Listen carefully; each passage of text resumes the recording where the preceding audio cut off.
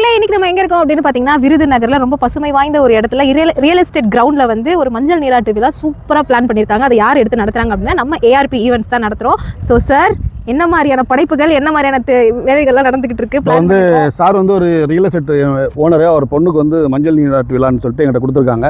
A to Z நம்ம எல்லாம் பார்க்குறோம். இது இல்லாமல் வந்து இதில் வந்து பயங்கரமாக தெருக்கி விட போகிறோம். நிறைய வந்து ஆர்டிஸ்ட் வந்திருக்காங்க. இவங்க வந்து ரோஷினி, விஜய் டிவி, ஜி தமிழ்லாம் உங்களை பார்த்துருப்பீங்க. இதே மாதிரி நிறைய ஆர்டிஸ்ட் வந்திருக்காங்க.